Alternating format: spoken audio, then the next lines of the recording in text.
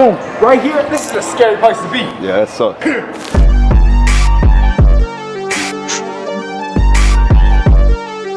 We are here in Las Vegas with the man himself, Shane Mosley Jr. Got Chris Catalin here. He's gonna go over some of the systems and protocols that he utilizes with his boxers. He's taking things from Muay Thai, he's taking things from wrestling, and he's utilizing that for boxing. Chris, go ahead and take it away. Tell him what we're doing today. So today we're gonna do some bag drills just to show how to be a little bit more physical. So all I'm gonna have Shane do here is practice either a pin, which is where he pins both of my arms here, but on the bag, or he's gonna use a frame, a post, or measure. So many different words depending on whatever system that you're in.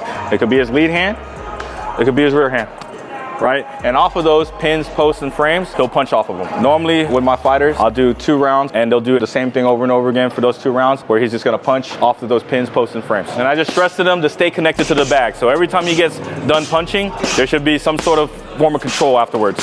So have those heads coming off the center line, tilts, there we go.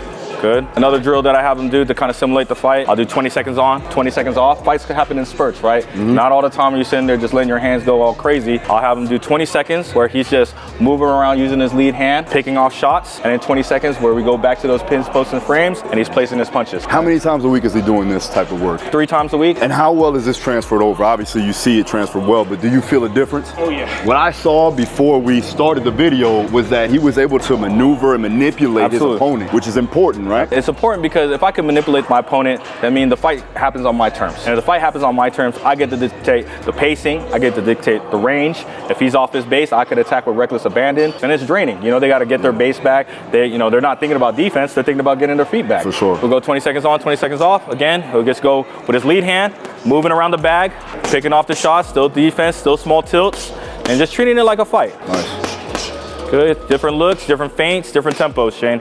Always different looks, different feints, different tempos. Switch up to the pins and posts, go. And it's all hard shots here, because again, fights happen in bursts.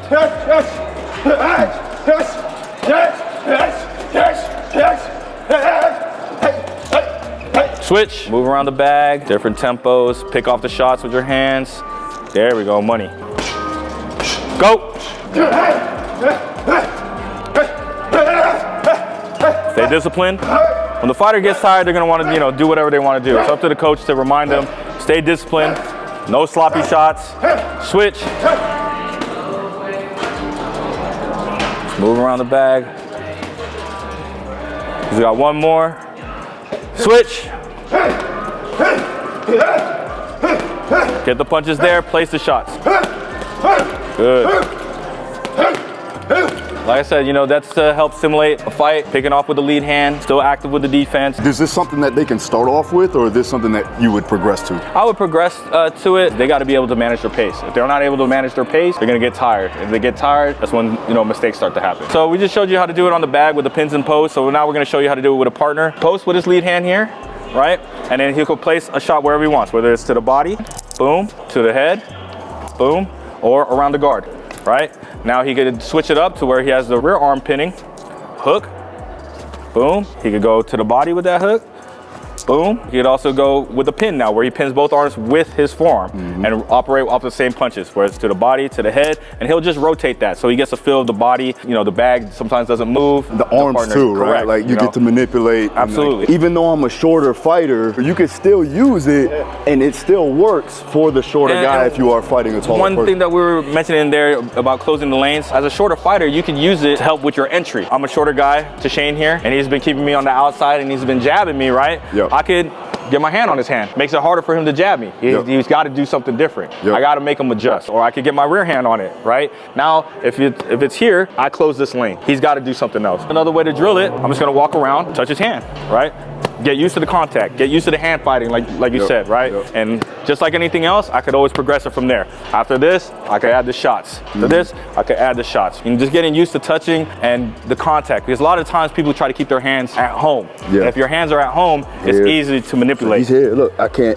And he said a good thing. Like if I'm here, you got a guy that just got his hands up. And now my foot is in front and I'm off balance. Correct. So Yeah. you can manipulate wherever they're at. And the best thing, just like everything else, after I establish that threat of putting my hands on him, I can leverage it to something else. So say Shane's established the fact if I'm a southpaw, he's been able to put his hand on me and push me back, right? And push me back and push me back. Now from here, off of that same type of drill that we were doing, get a hand on him, right?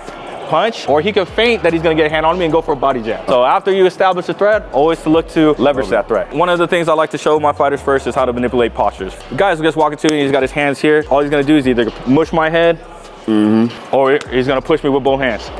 Right, get me off my rocker, get him off balance. From here, he's gonna turn me. I love that you're manipulating it and then getting him off of the center of mass. That sets up other shots. I saw that very well from him. As he's maneuvering, he's bringing shots, uppercuts, overhands, things like that. And the reason for that is this: my fighters are making great moves. They're creating an opportunity for themselves. Yep. Right. Last thing you want to do is not take advantage of the opportunity. Like a lot of times people think, make them miss, make them pay. But if you miss, right, boom, and I go like this, I made you pay for that. I don't always have to hit you in order to make you pay. If I push you right there and then you're like, oh, boom, right here, this is a scary place to be. Yeah, that sucks. Of course. So I made you pay for real. You're showing that you are in control of the ring. Exactly. So ring control is big. What are they allowed to do with this motion and what you're doing? Certain reps allow more physicality. If you don't test the waters, you don't push the envelope, how are you gonna know what you can or cannot do? If a fighter does this to you and you don't know, and you never trained it, how can you be defensively responsible for that? You're just getting caught out of position all the time, getting pushed off balance all the time. The last thing you want is to go into your fight never experiencing that before. I know I'm taking it to another level, but can it be done on the streets? Oh, absolutely. If I get an opportunity to pull your head down, you know, I'm gonna do it. Oh, right? It's amazing. It's an amazing feeling. Yeah, pull their head down, walk you into a punch, of course. You know. Maybe we'll get Shane to do a bare knuckle fight one of these days. I would love to, honestly. Yeah. I'll make some calls. Where can they find you? Instagram and TikTok at beatboot_boxing. Also, check out my man, Shane Mosley. Shane Mosley Jr. Coach Ramel. Coach Ramel Marquez. There it is. Stay tuned for more videos. Peace.